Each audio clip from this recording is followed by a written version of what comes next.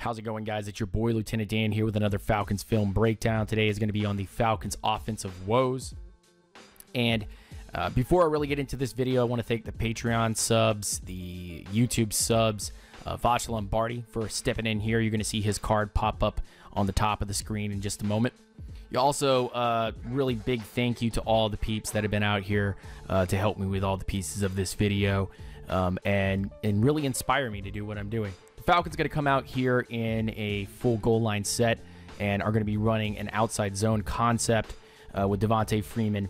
And that kind of bugs me like right off the bat because this is not your bigger, powerful back like Tevin Coleman is. This back right here is more suited for hitting the middle. And what you're going to see the Falcons do here on three tight ends is try to create this avenue here. Try to create an avenue for Devontae Freeman to shoot outside, which is better for Tevin Coleman. But for Devontae Freeman, he struggles with this because Freeman, what he's going to do is get this ball, and the inside block is going to be non-existent. And so it's going to force Freeman to take a wonky angle. And I talked to Vach Lombardi about this for several minutes, almost 30 minutes or so, half an hour, about how Devontae Freeman's better going up the middle and just charging at the middle. But Tevin Coleman is the better guy to be able to get that 1 yard if you need it, or be able to hit the outside zone in that particular type of concept. What you're going to see here when we run this play from the back end is that Jake Matthews completely misses his assignment.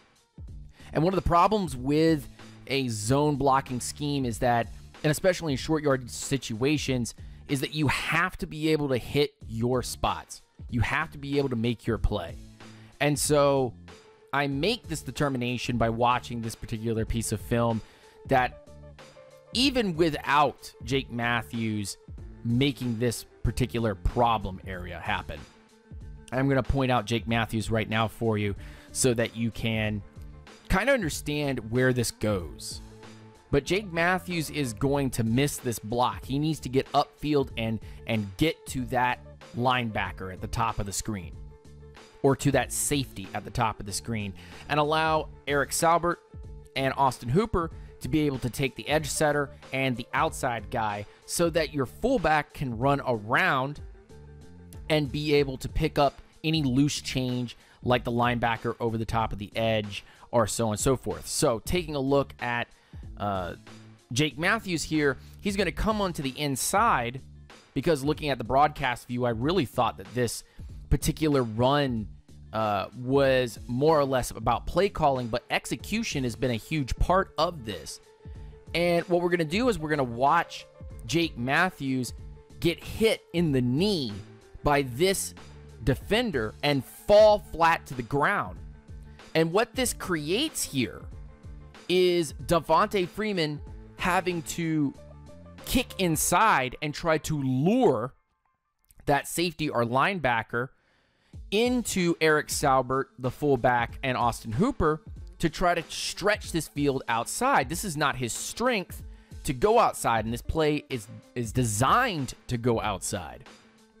So Freeman trying to make extra stuff happen here gets him more in trouble with a busted play happening already. A busted assignment by Jake Matthews makes this difficult, and Freeman taking an angle like this makes it even more difficult for him to go outside because, as we can see, the fullback really doesn't make a very good block on the edge there with Austin Hooper, and Hooper was having to take on two guys.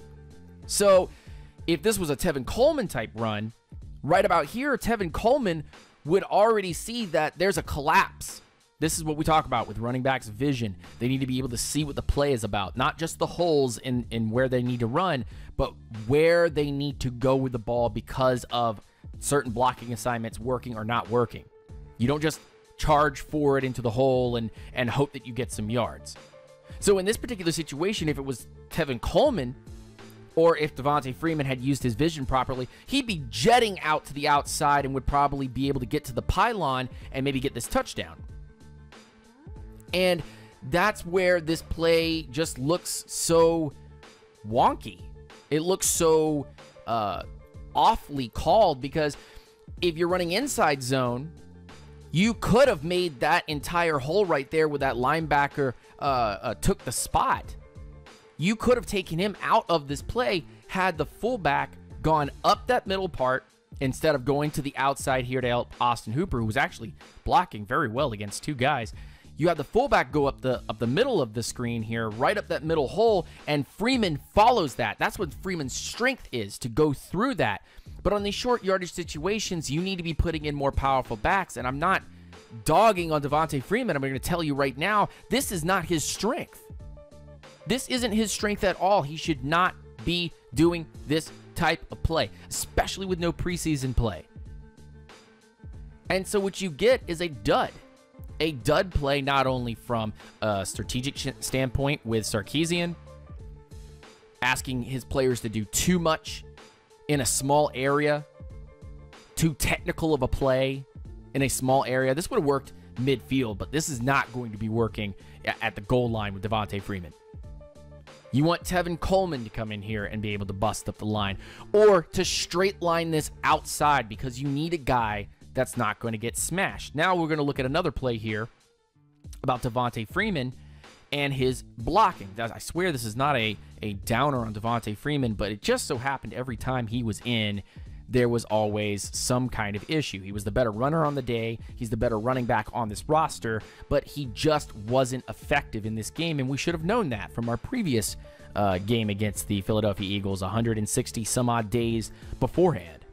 And in this particular situation, you have, from the broadcast view and from the sky view, you have Devonta Freeman looking like he just gets blown off the ball, and there's nothing really more to talk about, because Freeman's not a very good pass blocking back. Just isn't. The slide protection by the offensive line, by the Atlanta Falcons, nobody open in the middle of the field or out wide. In fact, actually, Matt Ryan looks middle of the field first, and then looks for Julio Jones darting down the field to see if he can hit in there. But he has no time after Freeman makes his attempt at a block, that even if he were to be able to look at any other reads, he would be fumbling this ball, throwing an interception, or getting sacked. There's nothing more that Matt Ryan can do because of Devonta Freeman's shoddy play. And it's just using your personnel correctly. Using Freeman as a weapon versus a defender will keep Matt Ryan from getting killed. But when I looked at this place closer, I saw that number 91, Cox, comes over here on Andy Levitri. And the Falcons want to isolate the Eagles' pass rush to the left-hand side of the play towards the right guard and right tackle. And the best that they can do at this particular point, because Alex Mack really commits himself over to Cox, because they did not want him to be able to penetrate the line. The best that they can do is throw Devonta Freeman at this linebacker, because slide protection is calling for Andy Levitri to slide Cox over, and this is a natural progression for Cox anyway, to slide towards the inside to Mack. And so now you've got an overextended Schrader, you've got an overextended Fusco, you've got an open lane for a linebacker coming, but he's supposed to get blocked by Devonta Freeman. And you're sliding protection on a very scary player, number 91, Cox. And you've done what you needed to do against the left tackle's defensive end that is coming after Matt Ryan. The slide protection has worked, just Devonta Freeman has to come in and work it. But it would have helped, and as the play progresses, and you'll see more, it would have helped if Alex Mack had not slid over so far. Even if Cox had come through the lane in between Levitri and Mack, Mack could have condensed and pushed this down. And this is where slide protection just doesn't work sometimes. And putting in the wrong personnel like a Freeman to try to block, not trying to rip the scab off of the Super Bowl, but remember the Super Bowl with the Atlanta Falcons and Devonta Freeman completely missing a block. This is not Freeman's strength, and thus you see Freeman get blown out of the water by a bigger, stronger football player, and Matt Ryan go down for a sack. That's just the gist of it. I'll play it a couple more times for you guys to really let it sink in. But the Falcons' protection was good, But overextending Mack and trying to call for Freeman to be a blocker was pretty much the fail here. This was the reason why this entire play failed, and we were almost inside the 20-yard line when we committed this play, when we committed to trying to make Devontae Freeman a full-time blocker and getting blown up. Freeman's just not a good blocker. And people don't want to understand that. They want to say that he's the better back overall. He's not. He has some deficiencies. He has things he's not good at. And that is just the truth, the gosh darn truth of it all. So, is there really anything that they could have done different? Yes, they could have slid protection and kept Mack more central, sliding protection to both the right and the left-hand sides, and committed Devontae Freeman, if you're going to block anybody, to chip blocking Cox and having Mack as the central defender against number 58, who must have seen this guy coming, right? You must have known that 58 was going to be blitzing if you're making your checks at the line. So it's kind of where I stand on this play. I'll show it a couple more times, but it's just not using the right personnel and the right yardage and in the right situations. And again, Freeman going up against a guy, he's 5'9", maybe about 200 pounds, and this guy is 250-something pounds, and definitely around 6 foot something, and just blows him off the line.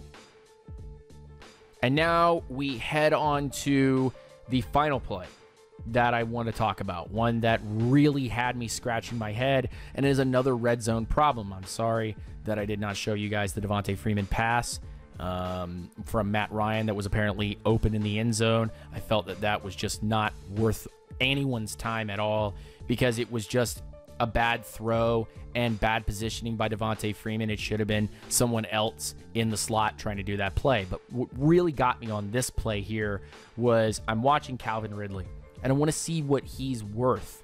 So they motion Calvin Ridley. That's a good start. That's the right way to use Calvin Ridley. He needs to be used in the slot and finds the open spaces in the zone so that he can attack those spaces.